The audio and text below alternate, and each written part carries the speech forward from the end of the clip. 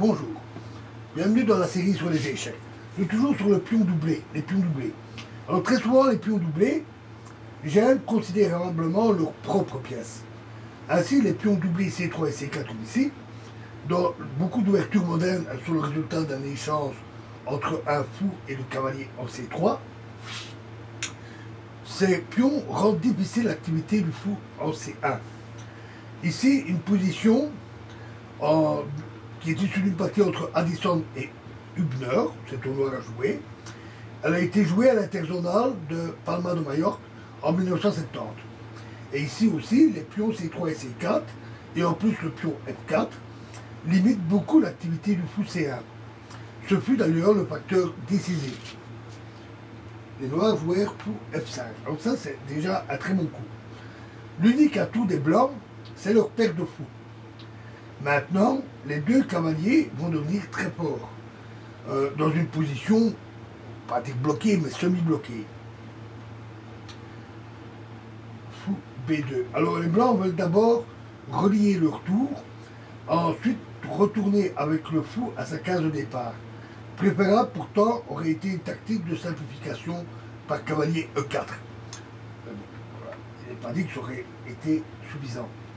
Dame D7, tour E1, tour E8, tour F2, fou prend D3, dame prend D3 et dame F5. Encore un très bon coup.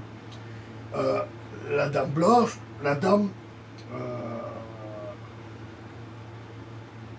va essayer de pénétrer en C2 à un moment ou l'autre, et la finale est très avantageuse pour les noirs.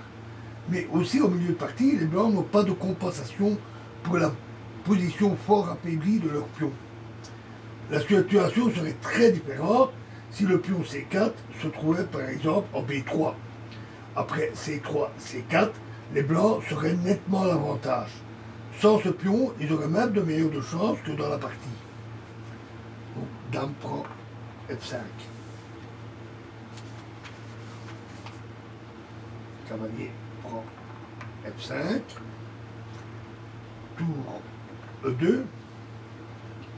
Tour prend E2. Tour prend E2. H5, G3. Alors, roi G7, un très bon coup. S'ils avaient joué tour E8, les noirs restent mieux, mais ce n'est pas nécessairement gagnant. Ils veulent garder leur tour et l'exploiter aux deux ailes. Roi G7, roi G2 et H4. À nouveau un très bon coup. Cavalier F1, tour H8, fou C1, roi F8, tour B2, B6, tour E2, ce qui est nécessaire, sinon le roi va passer à l'aile dame et pénétrer via B7 en A6 et attaquer les pions faibles des blancs. H prend G3, H prend G3, et cavalier G4. À nouveau un très bon coup. Fou D2, ce malheureux fou reste fort bloqué. Cavalier G7, tour E1 et F5. Maintenant, les noirs disposent d'une autre case forte pour leur cavalier, E4. Si les deux cavaliers pouvaient se placer dans les positions agressives G4 et E4, la voie vers l'aile dame serait également libre pour le roi noir. Donc les blancs doivent absolument chercher du contre-jeu sur la colonne B.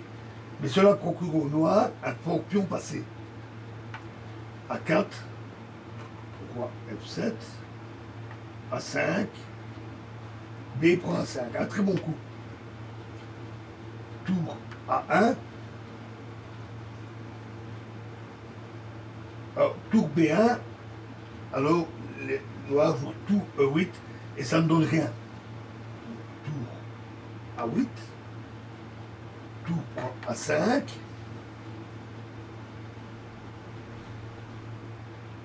A6, roi F3, cavalier E8, tour A1, les blancs restent fort paralysés, cavalier C7, tour B1,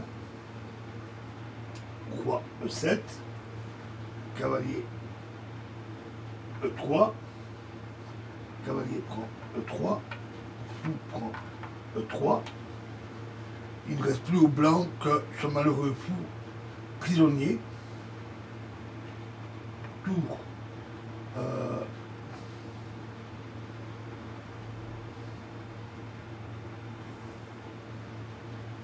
tour H8, fou G1, donc cette tour a l'aile roi, elle est revenue à l'aile dame, et maintenant elle peut revenir à l'aile roi ou à la beau chemin de pénétration. Roi D7, fou F2, A5, tour A1, tour A8, G4,